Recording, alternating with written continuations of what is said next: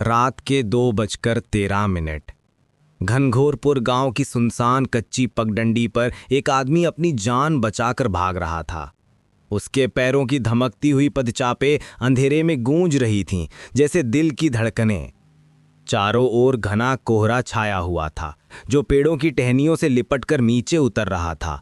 हवा में एक ठंडी सी हरन थी, जो उसकी रीढ़ की हड्डी को छूकर गुजर रही थी।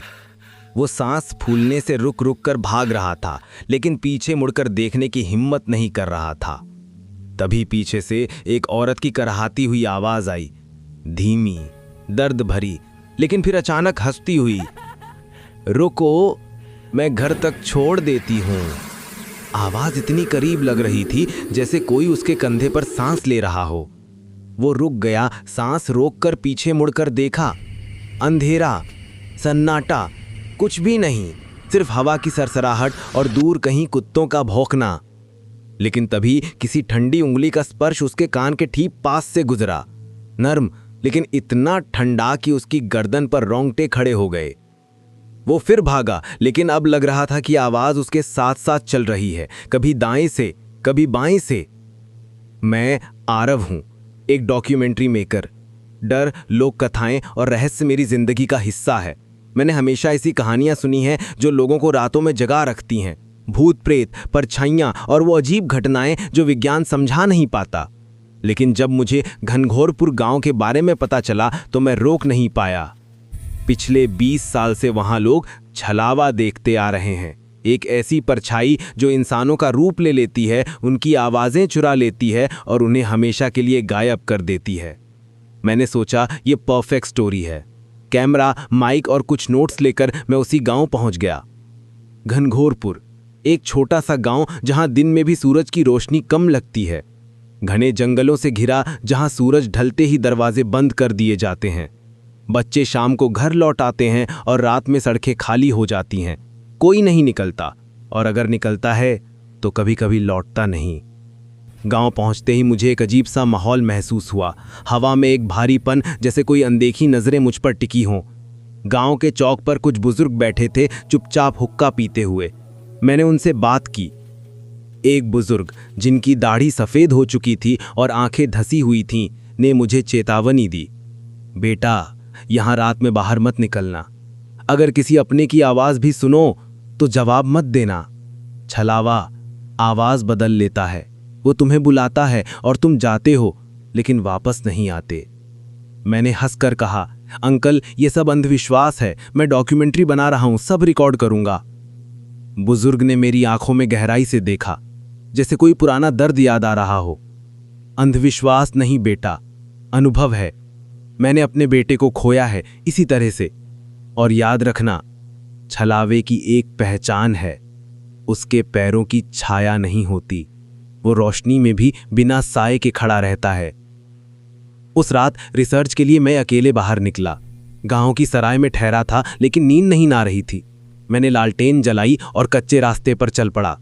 चारों तरफ बस हवा की सरसराहट, पत्तियों की चरचराहट और दूर कहीं उल्लू की आवाज। लालटेन की मध्यम रोशनी में रास्ता मुश्किल से दिख रहा था। मैंने कैमरा ऑन रखा, नाइट विजन मोड में। तभी पीछे से एक जानी पहचानी आवाज आई, आरव, रुको। आवाज इतनी साफ थी कि मैं चौंक गया। मैं पलटा। वहां रिया खड़ी थी, मेरी पुरानी दोस्त जो शहर में रहती है, इस गांव से सैकड़ों किलोमीटर दूर। उसका चेहरा मुस्कुरा रहा था, लेकिन कुछ अजीब था। रिया, तू यहां कैसे? मैंने पूछा खुशी से, लेकिन अगले ही पल मेरा दिल जम गया। लालटेन की रोशनी में उसके पैरों पर नजर पड़ी।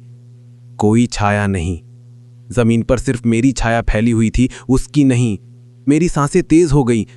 वो मेरे करीब आने लगी, कदम धीरे धीरे। चेहरा बिल्कुल सामान्य, लेकिन आंखें पूरी तरह खोखली, जैसे काले गड्ढे। आरव, चलना, मैं तेरे साथ हूं, वो बोली, लेकिन आवाज में एक अजीब सी गूंज थी, जैसे दूर से आ रही हो। मैं पीछे हटा, लेकिन मेरे शब्द बाहर नहीं आए।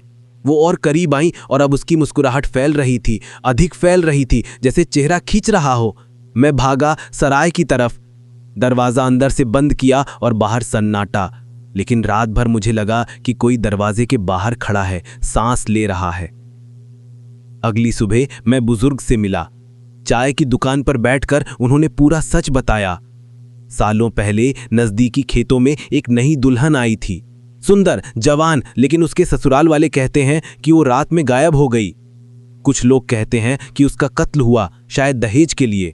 कुछ कहते हैं कि वो खुद भाग गई किसी और के साथ, लेकिन उसकी लाश कभी नहीं मिली। उसी रात से गांव में अजीब घटनाएं शुरू हो गईं। एक औरत की आकृति दिखने लगी, धीरे धीरे कोहरे में। वो लोगों को बुलाती, कभी मां की आवाज में, कभी दोस्त की आवाज में, कभी किसी मर चुके इंसान की। जो भी उसके पीछे जाता कभी लौट कर नहीं आता। गांव वाले कहते हैं कि वो दुल्हन की आत्मा है जो बदला ले रही है या शायद अपनी अधूरी जिंदगी जी रही है। बुजुर्ग ने कहा, बेटा अब तो निकल जाओ, ये जगह तुम्हारे लिए नहीं। मैं डर चुका था, लेकिन एक डॉक्यूमेंट्री मेकर के तौर पर सच रिकॉर्ड किए बिना वापस नहीं जा सकता था। मुझे प्रूफ चाहिए था। उस रात मैंने कैमरा सेट किया, ट्राइपॉड पर नाइट विजन ऑन, और खुद अकेले खेतों की तरफ निकल पड़ा। ठंडी हवा मेरे चेहरे को छू रही थी जैसे कोई अदृश्य हाथ। पेड़ों की चरचराहट बढ़ रही थी और दूर से कुत्तों का भौंकना एक ही दिशा में, जैसे वो किसी को चेतावनी दे रहे हों। मैं खेतों के बीच पहुंचा जहां वो दुल्हन गायब हुई थी। अंधेरा इतना घना कि कैमरे की स्क्रीन पर भी मुश्किल से कुछ दिख रहा था। अचानक दूर से मेरे पिता की आवाज आई, जिनका देहांत 5 साल पहले हो चुका था। बेटा घर आजा, देर हो रही है। आवाज इतनी असली कि मेरे पैरों से जमीन खिसक गई। पिता की आवाज, वही लहजा, वही प्यार, लेकिन मैं जानता था ये नहीं हो सकता। मैंने कैमरा घुमाया। अंधेरे में एक धुंधली आकृति दिख रही थी, कोहरे जैसी, लेकिन धीरे धीरे रूप बदल रही थी। एक पल वो मेरे पिता जैसी लगी, ग्रे बाल, झुकी कमर। दूसरे पल रिया, लंबे बाल, मुस्कुराता चेहरा। फिर किसी बुजुर्ग औरत जैसी, साड़ी में लिपटी। हर बार नया चेहरा, लेकिन एक ही बात, पैरों की कोई छाया नहीं। कैमरे की लाइट में वो साफ दिख रही थी, लेकिन जमीन पर कोई साया नहीं। मैं कांपती आवाज में बोला, तू कौन है? आकृति रुक गई, धीरे धीरे मुस्कुराई, लेकिन मुस्कुराहट फैलती गई, इतनी चौड़ी कि कान तक फट गई। आंखें पूरी तरह सफेद, जैसे कोई आत्मा। मैं वही हूं जिसे तुम ढूंढ रहे हो, और आज तुम भी मेरे साथ चलोगे। उसकी आवाज अब गूंज रही थी, जैसे कई आवाजें मिलकर बोल रही हों। उसका पूरा शरीर धीरे धीरे हवा में पिघलता हुआ मेरी तरफ बढ़ने लगा, कोहरे की तरह लेकिन ठोस। मैं पीछे हटने लगा, लेकिन मेरे पैर जैसे जड़ हो गए। वो मेरी तरफ झुकी और बोली, एक बार बुलाने आई थी, अब लेने आई हूं। उसकी सांस मेरे चेहरे पर लग रही थी, ठंडी, मौत जैसी। मैं चीखने की कोशिश की, लेकिन आवाज नहीं निकली। कैमरा हाथ से गिर गया और सब कुछ अंधेरा हो गया। अगली सुबह गांव वालों ने खेतों में मेरा कैमरा मिला, ट्राइपॉड पर खड़ा, लेकिन मैं कहीं नहीं था। उन्होंने सोचा शायद मैं लौट गया हूं और कैमरा मुझे लौटाने के लिए ऑन किया। स्क्रीन काली थी, लेकिन अचानक रिकॉर्डिंग अपने आप स्टार्ट हो गई। उसमें कोई चेहरा नहीं, सिर्फ एक धीमी नर्म आवाज, आरव दरवाजा खोलो, मैं हूं रिया। फिर वीडियो ब्लैक हो गया। गांव वाले डर गए और कैमरा जला दिया। आज तक किसी को नहीं पता मैं कहां हूं, लेकिन गांव वाले कहते हैं कि कभी कभी रात में कोहरे में कोई आवाज सुनाई देती है, रुको मैं तुम्हें घर तक छोड़ देती हूं, और अगर तुम रुक गए तो शायद कभी लौट कर ना आ सको।